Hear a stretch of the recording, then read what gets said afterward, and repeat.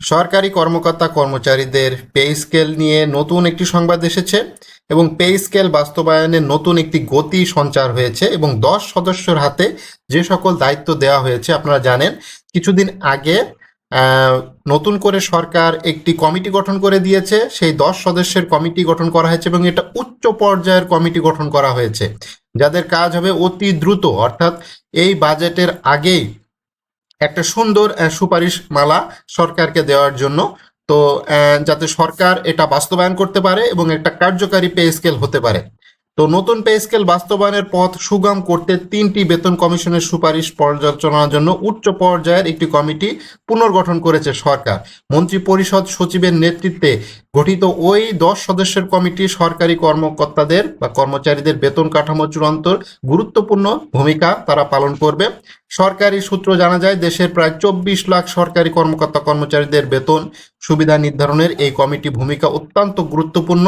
নতুন pay scale কিভাবে বাস্তবায়ন হবে, কোন প্রক্রিয়ায় বাস্তবায়ন হবে এবং ধাপে ধাপে কার্যকর করা হবে এবং কেন কোন সুপারিশগুলো মূলত অগ্রাধিকার পাবে সেটাই তারা নির্ধারণ করবে। ওই কমিটির মূল কাজ হবে এটাই মূলত।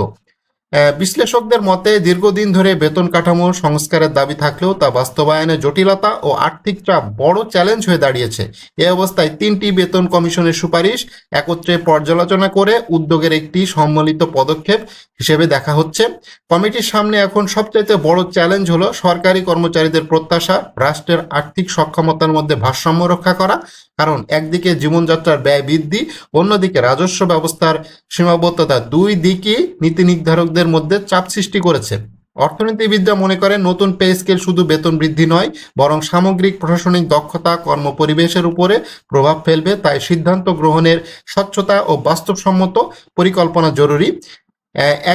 এখন নজর থাকবে ওই 10 সদস্য কমিটির সুপারিশের যাচাই বাছাইয়ের উপর। তারা আসলে কিভাবে কাজ করতেছে, কিভাবে তারা পর্যালোচনা করতেছে এবং তাদের যে মিটিং হবে সেটা অনির্ধারিত, অর্থাৎ তারা তাদের ইচ্ছা অনুযায়ী যখন তখন তাদের মিটিং আলোচনা করতে পারে। তো এটা নিয়ে তারা মিডিয়াতে যে ব্রিফিং করতে হবে বা মিডিয়াতে আপডেট দিতে হবে বিষয়টা এরকম না।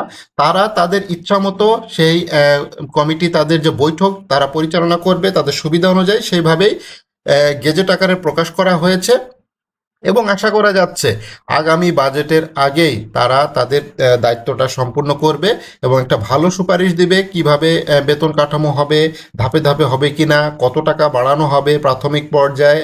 আশা করা যাচ্ছে যে বেসিকটাই শুধু দিবে, বেসিকের কত পার্সেন্ট দিবে এটাও একটা সবচাইতে বড় বিষয়।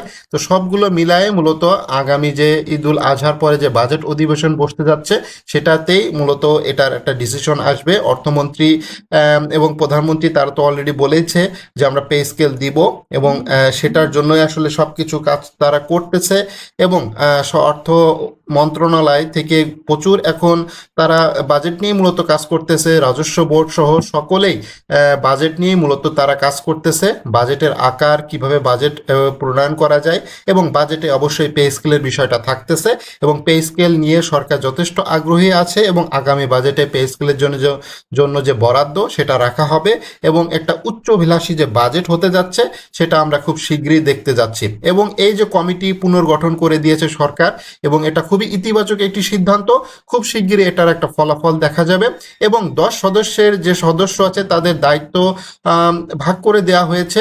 তো খুব শীঘ্রই তারা মিটিংয়ে বসবে, অলরেডি হয়তো তারা মিটিংয়ের ভিতরে বসেছে এবং সেই মিটিংগুলো আসলে এটা মিডিয়াতে আসবে না যে কবে তারা কখন কোন সময় কিভাবে মিটিংয়ে বসতেছে।